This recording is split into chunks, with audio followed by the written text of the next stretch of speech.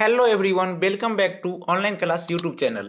मैं हूं मुकेश और ये सेशन आपके लिए बहुत ही महत्वपूर्ण होने वाली है, क्योंकि मैं इस वीडियो में आपको विज्ञान के कुल 40 क्वेश्चन का ऑब्जेक्टिव सॉल्यूशन कराऊंगा और ये क्वेश्चन 2020 के परीक्षा के दृष्टिकोण से रामबाण साबित है। और ये वीडियो देखने के बाद आप ऑब्जेक्टिव के क्वेश्चन को चुटकियों में हल करेंगे। तो बढ़ते हम अपने अगले प्रश्न अर्थात पहले प्रश्न की ओर। तो हमारा पहला प्रश्न है, अवतल दर्पण की फोकस दूरी उसकी वक्रता त्रिज्या की ऑप्शन ए दुगनी होती है, ऑप्शन बी आधी होती है, ऑप्शन सी चौथाई होती है और ऑप्शन डी बराबर होती है। तो गाइज इस प्रश्न के लिए हमारा सही उत्तर होगा ऑप्शन बी आधी होती है, क्योंकि आपको पता होगा कि एफ बराबर r/2 होता है, अर्थात जो फोकस दूरी होता है ये वक्रता त्रिज्या की आधी होती है। बढ़ते हम अपने अगले प्रश्न की ओर। अगला प्रश्न है दूसरा, प्रकाश के परावर्तन के कितने नियम हैं? Option A 1, option B 2, option C 3 और ऑप्शन डी 4। तो गाइज इस प्रश्न का सही उत्तर होगा ऑप्शन बी। और आशा करता हूं कि अगर आप हमारे पिछला सेशन लगातार जो 2 सेशन साइंस का हुआ है वो अगर देखे होंगे तो उन दोनों सेशनों में ये प्रश्न आया था। बढ़ते हम अगले प्रश्न तीसरा की ओर। तीसरा प्रश्न है हमारा, किसी वस्तु का बड़ा प्रतिबिंब बनता है? ऑप्शन ए समतल, ऑप्शन बी अवतल, ऑप्शन सी उत्तल और option D none of these, अर्थात इनमें से कौन सा दर्पण है जो किसी वस्तु का बड़ा प्रतिबिंब बनाता है? तो गाइस इस प्रश्न के लिए सही उत्तर होगा ऑप्शन बी अवतल। बढ़ते हम अपने अगले प्रश्न की ओर। इससे पहले आपसे यह अनुरोध है कि आप प्रत्येक प्रश्न का उत्तर कमेंट सेक्शन में या फिर लाइव चैट में ABCD करके, जैसे 3 का अगर बी हुआ तो आप ऐसे करके लिख देंगे 3B, ठीक है। 2 का जैसे बी था तो 2B, इस तरह से लिख लिख के आप बताते रहेंगे, ठीक है। और बढ़ते हम अगले प्रश्न चौथा की ओर। चौथा प्रश्न है हमारा, मानव नेत्र जिस भाग पर किसी वस्तु का प्रतिबिंब है वह है? Option A cornea, option B परितारिका, ऑप्शन सी पुतली, ऑप्शन डी दृष्टिपटल। तो गाइज इस प्रश्न के लिए हमारा सही उत्तर होगा ऑप्शन डी दृष्टिपटल, अर्थात मानव नेत्र के किस भाग पर किसी वस्तु का प्रतिबिंब बनता है? तो इस प्रश्न के लिए सही उत्तर होगा ऑप्शन डी दृष्टिपटल। बढ़ते हम अपने अगले प्रश्न पांचवा की ओर। पांचवा प्रश्न है हमारा, चंद्रमा पर खड़े अंतरिक्ष यात्री को आकाश प्रतीत होता है, अर्थात चंद्रमा पर कोई व्यक्ति जाता है तो उसको आकाश कैसा दिखाई देता है? तो गाइज इस प्रश्न के लिए हमारा ऑप्शन है, ऑप्शन ए नीला, ऑप्शन बी उजला, ऑप्शन सी लाल और ऑप्शन डी काला। तो गाइज इस प्रश्न के लिए हमारा सही उत्तर होगा ऑप्शन डी काला। बढ़ते हम अगले प्रश्न छठा की ओर। छठा प्रश्न है हमारा, एक स्वस्थ आंख के लिए दूर बिंदु होता है? Option A 25 centimeter, option B 0, option C 250 centimeter और ऑप्शन डी अनंत। तो गाइज इस प्रश्न के लिए हमारा सही उत्तर होगा ऑप्शन डी अनंत। ये भी प्रश्न हमारे पिछले सेशन में हो चुका है। बढ़ते हम अपने अगले प्रश्न की ओर। अगला प्रश्न है सातवां हमारा, 1 किलोवाट घंटा निम्नलिखित में किसके बराबर होता है? ऑप्शन ए 0.36 गुना 10 के पावर 10 जूल, ऑप्शन बी 1.6 गुना 10 के पावर -19 जूल और ऑप्शन सी 3.6 गुना 10 के पावर 6 जूल। तो गाइज इस प्रश्न के लिए हमारा सही उत्तर होगा ऑप्शन सी 3.6 गुना 10 के पावर 6 जूल, 3.6 गुना 10 के पावर 6 जूल। बढ़ते हम अपने अगले प्रश्न की ओर। इससे पहले आपसे एक प्रश्न है कि किलोवाट घंटा किसका मात्रक है? ये आपको लाइव चैट में या फिर अगर आप रिकॉर्डेड वीडियो देखते हैं तो इसको कमेंट सेक्शन में उत्तर दे सकते हैं। बढ़ते हम अगले प्रश्न आठवां की ओर। आठवां प्रश्न है हमारा, विभवांतर का ऐसा ही मात्रक होता है? Option A watt, option B ampere, option C volt और ऑप्शन डी ओम। तो गाइज इस प्रश्न के लिए हमारा सही उत्तर होगा ऑप्शन सी वोल्ट। और आपको हम ये बता दें कि ये प्रश्न बिहार बोर्ड के परीक्षा के दृष्टिकोण से बहुत ही महत्वपूर्ण है। बढ़ते हम अगले प्रश्न नौवां की ओर। नौवां प्रश्न है हमारा, विद्युत चुंबकीय प्रेरक की खोज किसने की थी? ऑप्शन ए फैराडे ने, ऑप्शन बी मैक्सवेल ने, ऑप्शन सी एम्पियर ने और ऑप्शन डी फ्लेमिंग ने। तो गाइज इस प्रश्न के लिए हमारा सही उत्तर होगा ऑप्शन कौन होगा आप बता सकते हैं? ऑप्शन ए फैराडे ने, ठीक है। फैराडे का विद्युत चुंबकीय प्रेरण नियम भी दिया गया है, ये भी आप सब्जेक्टिव के लिए याद कर सकते हैं। बढ़ते हम अगले प्रश्न 11वां की ओर। हमारे घरों में जो विद्युत आपूर्ति की जाती है वह है, अर्थात जो हमारे घर में जो विद्युत वाला लाइन यानी लाइन आता है ये कौन सा होता है? ऑप्शन ए 220 वोल्ट पर दिष्ट धारा, ऑप्शन बी 12 वोल्ट पर दिष्ट धारा और ऑप्शन सी 220 वोल्ट पर प्रत्यावर्ती धारा और ऑप्शन डी 12 वोल्ट पर प्रत्यावर्ती धारा। तो आपको हम ये पहले बता दें कि आपको हम ये बता देते हैं कि दिष्ट धारा इसको डीसी कहते हैं और प्रत्यावर्ती धारा को एसी कहते हैं। ठीक है, तो हमारे घरों में तो एसी धारा आता है और ये धारा 220 वोल्ट पर आता है। तो हमारा सही उत्तर होगा ऑप्शन सी 220 वोल्ट पर प्रत्यावर्ती धारा। बढ़ते हैं हम अपने अगले प्रश्न की ओर। अगला प्रश्न है हमारा अगर हम प्रकृति में पृथ्वी पर ऊर्जा का मुख्य स्रोत है। ऑप्शन ए कोयला, ऑप्शन बी सूर्य और ऑप्शन सी पानी, ऑप्शन डी लकड़ी। तो गाइस इस प्रश्न के लिए हमारा सही उत्तर होगा ऑप्शन सी सूर्य। बढ़ते हैं हम अगले प्रश्न ब्रह्मा की ओर। ब्रह्मा प्रश्न है हमारा पवन विद्युत जनित्र में पवन की चाल कम से कम होनी चाहिए। ऑप्शन ए 15 किलोमीटर प्रति आवर, ऑप्शन बी 150 किलोमीटर प्रति आवर, ऑप्शन सी 1.5 किलोमीटर प्रति आवर और ऑप्शन डी 1500 किलोमीटर प्रति आवर। तो गाइस इस प्रश्न के लिए हमारा सही उत्तर होगा 15 किलोमीटर प्रति आवर। बढ़ते हैं हम अगले प्रश्न की ओर। इससे पहले आपको ये बता दें कि आप कमेंट सेक्शन में जरूर उत्तर दें। जैसे 12 का ए हुआ तो ऐसे लिख दे 12 का ए। ठीक है, इसी तरह 13 का जो आंसर होगा वो आप कमेंट सेक्शन में लिख के बताएंगे। बढ़ते हैं अगला प्रश्न 13वां की ओर। बैटरी से किस प्रकार की धारा प्राप्त होती है। ऑप्शन ए दिष्ट अर्थात डीसी, ऑप्शन बी प्रत्यावर्ती अर्थात एसी और ऑप्शन सी ए और बी दोनों और ऑप्शन डी इनमें से कोई नहीं। तो गाइस इस प्रश्न के लिए हमारा सही उत्तर होगा ऑप्शन ए दिष्ट अर्थात बैटरी से डीसी धारा प्राप्त होती है। बढ़ते हैं अपने अगले प्रश्न की ओर। 14वां प्रश्न है हमारा समीकरण CaCO3 और तीर इस पे ऊपर हीट है और CaO प्लस CO2 किस प्रकार का समीकरण है। तो गाइस इस प्रश्न के लिए हमारा ऑप्शन है ऑप्शन ए वियोजन, ऑप्शन बी संयोजन, ऑप्शन सी उभयगामी और ऑप्शन डी प्रतिस्थापन। तो गाइस इस प्रश्न के लिए हमारा सही उत्तर होगा ऑप्शन ए वियोजन। अर्थात आप देख रहे होंगे कि CaCO3 का इधर वियोजन हो रहा है अर्थात CaCO3 बंट रहा है दो यौगिक में जिसका नाम है CaO और CO2। ठीक है, बढ़ते हैं अगले प्रश्न 15वां की ओर।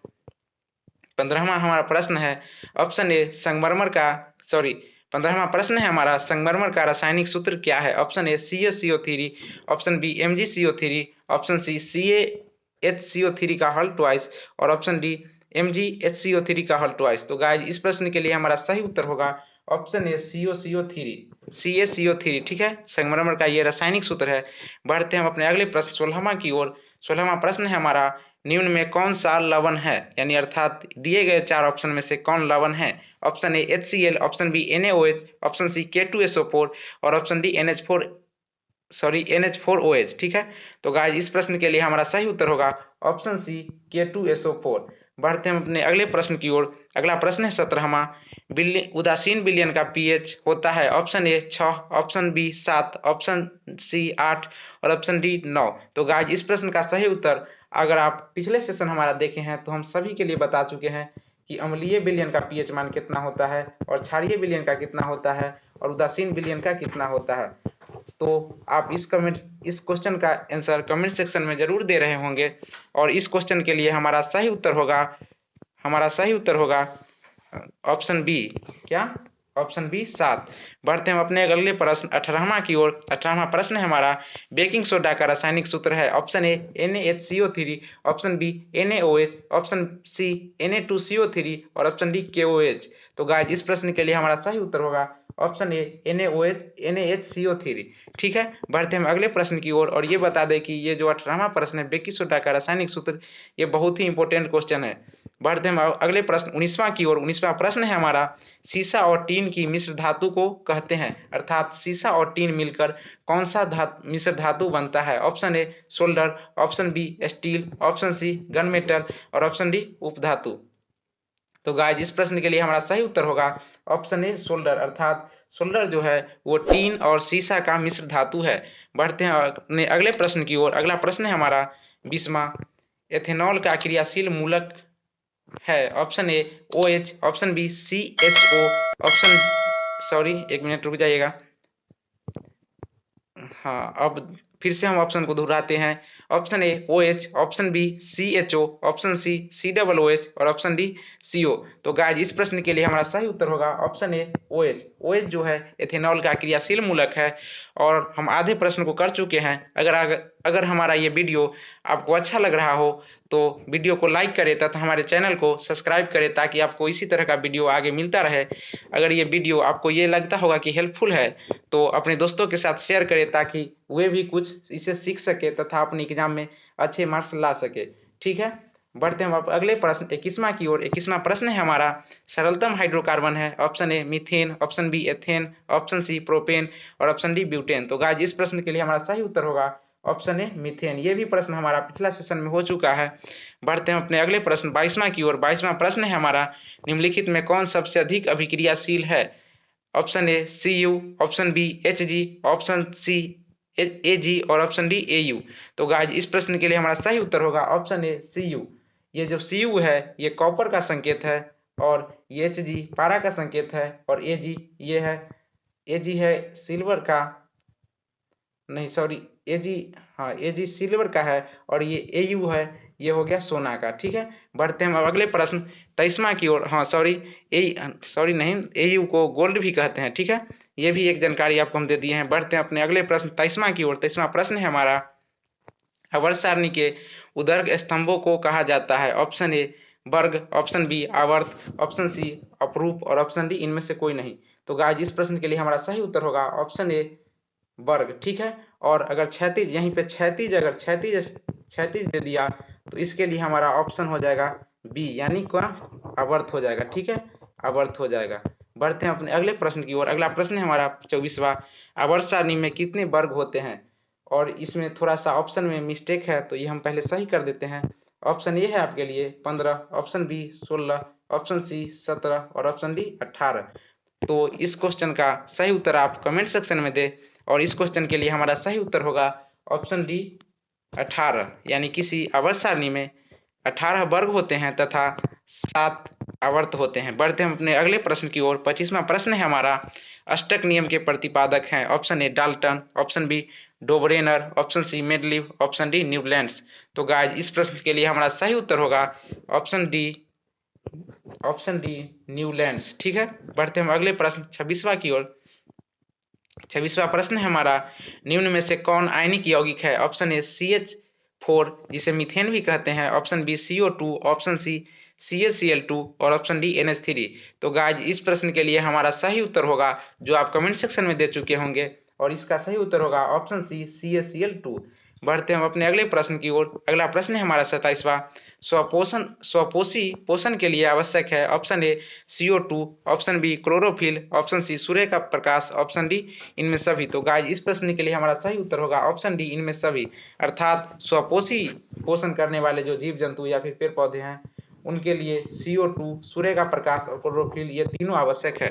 बढ़ते हम अपने अगले प्रश्न 28वां की ओर। ऑक्सीजन है। ऑप्शन ए वसा, option B enzyme, option C hormone और ऑप्शन डी कार्बोहाइड्रेट। तो गाइस इस प्रश्न के लिए हमारा सही उत्तर होगा ऑप्शन ए वसा। आपको ये बताना है कि ऑक्सीजन का संकेत क्या होता है। चलिए हम ये बता देते हैं, ऑक्सीजन का संकेत O होता है। ठीक है, बढ़ते हैं अब अगले प्रश्न 29वां की ओर। 29वां प्रश्न है हमारा, मानव हृदय में कितने कोष्ठ होते हैं। Option A 2, option B 8, option C 1 और ऑप्शन डी 4। तो गाइस इस प्रश्न का उत्तर आपको कमेंट सेक्शन में देना है। इसके लिए आपको 10 सेकंड का समय दिया जाता है। तो आशा करता हूं कि आप कमेंट सेक्शन में उत्तर दे चुके होंगे।